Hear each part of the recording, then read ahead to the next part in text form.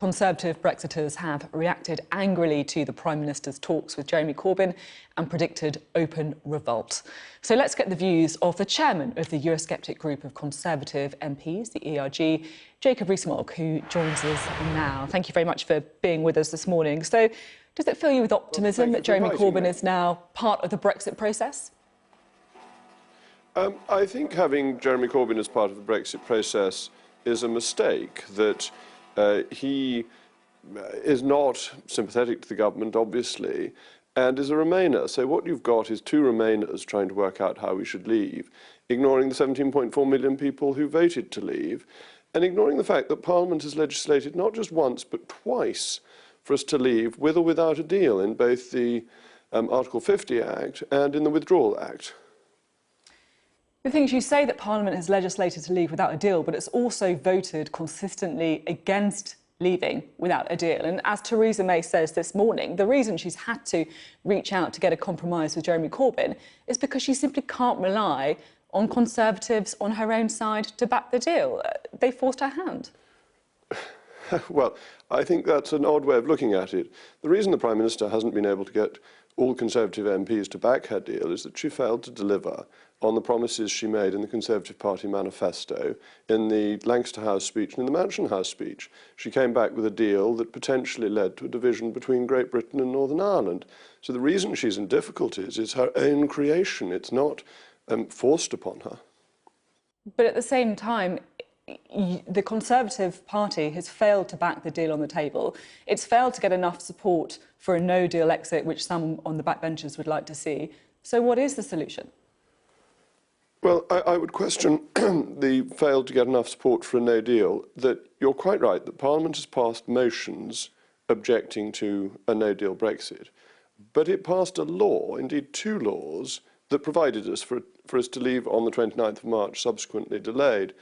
And law trumps motions, and the Prime Minister could have taken us out on the 29th of March. It was the Prime Minister who asked for an extension. It was a Prime Minister who changed the date by prerogative power from the 29th of March to the 12th of April. This all rests with her and upon her shoulders. She has made, the Prime Minister, Mrs May, has made active choices to stop us leaving, and she deserves to be held to account for that, because people ought to know the truth of the position, rather than trying to blame everybody else, blaming recalcitrant MPs and other Conservatives. If the Prime Minister had done what she'd said in the first place and had stuck to the law as set out in two acts, we would have left the European Union by now.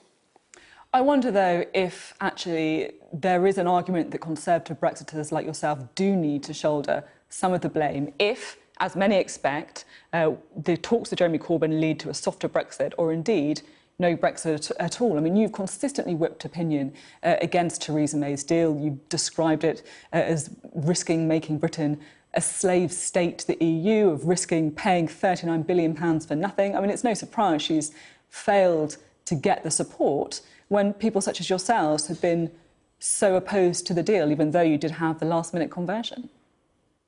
Well, I voted for it the last time out because I thought it was the least bad option. That's absolutely correct.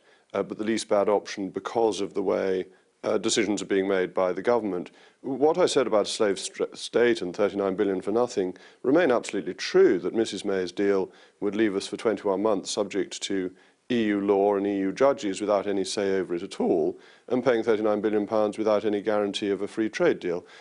Two of the reasons why it's such a poor deal, the greatest reason, of course, being the potential to split up the United Kingdom at the behest of the EU, which is why I said last week that if we are forced to remain in, we should be the most difficult member possible, because I don't think the EU, in its jargon, has behaved towards us with sincere cooperation.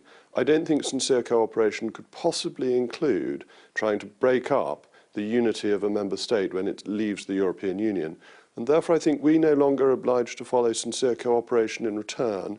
And when the multi-annual financial framework comes forward, if we're still in, this is our 1 in 7 year opportunity to veto the budget, and to be really very difficult. And I hope that any British Prime Minister would take that opportunity. Can you just spell out, I mean, you talked there about vetoing a budget. What exactly do you mean by being as disruptive as possible? Well, many things are taken over now by qualified majority vote, and there's nothing we can do about them. In terms of the budget, each annual budget is set by majority voting, but the 7-year budgetary framework requires unanimity, and therefore we could veto that. We'd also be able to stop Mr. Macron's plans for further deep integration, because those would almost certainly require treaty change. So as they began to progress, if we were still a member, we would be able to stop them.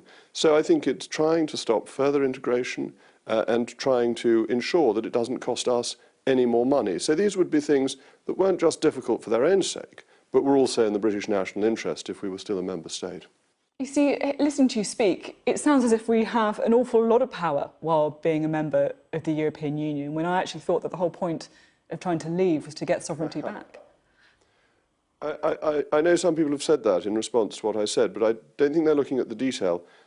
We can veto the budget 1 year in 7. For the other years, we just have to take the budget that is delivered under that framework.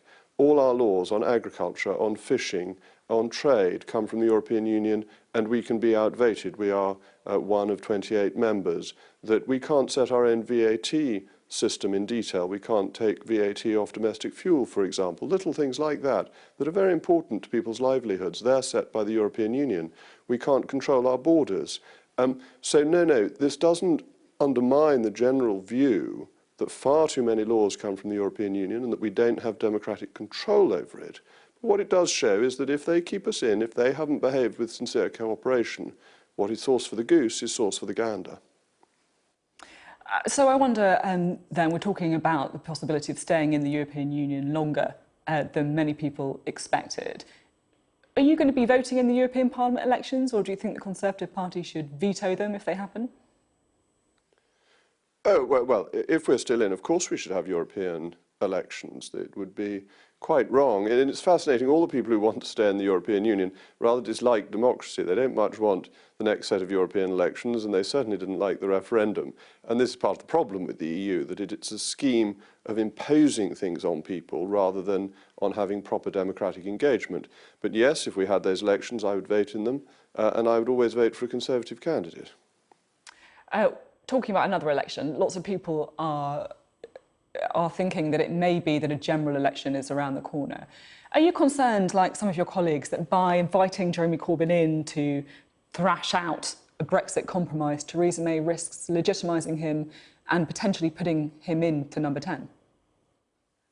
Well, I think you raise a very important point, that there is an irony at the very minimum of saying one week that one thinks Mr. Corbyn is dangerous and unfit for office, and the next week deciding to cohabit with him. Not both of those statements can be true, and I think the Prime Minister risks giving a degree of credibility to Mr. Corbyn and undermining the general thrust of the Conservative argument that he is a Marxist who would be dangerous to this nation's interests. So, yes, I think your fundamental point is right. If there was a snap election, would Labour win?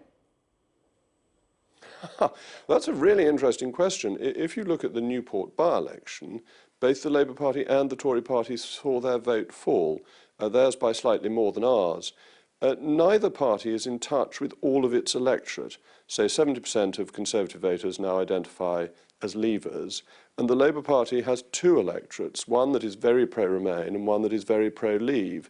And the Labour Party is alienating one part of its electorate. So I think it's simplistic to say that Labour would win simply because the Tories don't look at the highest point of their fortunes at the moment. And who, if there was to be an election, who would you like to lead the Conservatives into that election? We know that you've spoken quite warmly about Boris Johnson in the past. Yes, well, the Prime Minister has said that she will stand down before a general election, and that's an important point to remember. And she's also said she will stand down in the event of her deal going through. And so I think it is now legitimate to be discussing the various abilities of the different potential candidates. And you're quite right, I think very highly of Boris Johnson, who managed to win in London twice in a Labour area, has a great connection with voters, is a clear Eurosceptic, but otherwise is very much in the middle of the Conservative Party. He's not particularly a factional character beyond the European issue, and therefore I think could unite the party and win an election. But we're lucky we have many other good candidates as well. Talking about uniting the party, a lot of people have been talking about the possibility of what's been known as Bamba, a Boris Johnson Amber Rudd dream ticket. Is that something that you'd support? Well, I've always thought highly of Amber Rudd. She's a very long-standing friend of my sister's, as it happens, and a person of first-class capabilities. I happen to disagree with her on the European issue. And there will come a time, though we may find this difficult to believe at the moment, when there are other things to talk about than Europe. And at that point, we will need all the talents that are arrayed within the Tory party, not just those of Brexiteers. I mean, I can't help thinking, though, that you would be in a much better position if you did want to impose a new leader on the Conservative Party, if Brexiters like yourself hadn't moved too early to launch that confidence vote against Theresa May. The whole picture would be completely different because it gave her that protection for a whole year back in December. I mean, looking back with hindsight, did you botch it? First of all, can I quibble on the word impose? Because fortunately, the new leader, when that time comes, will be voted for by the mass membership of the Conservative Party. But the general thrust of your point, these things are always difficult to time. I think had we had a new leader in December, we would not be in the position that we are in now. I think the blame for this muddle rests firmly on the Prime Minister's shoulders. Would we have a better chance of doing it now?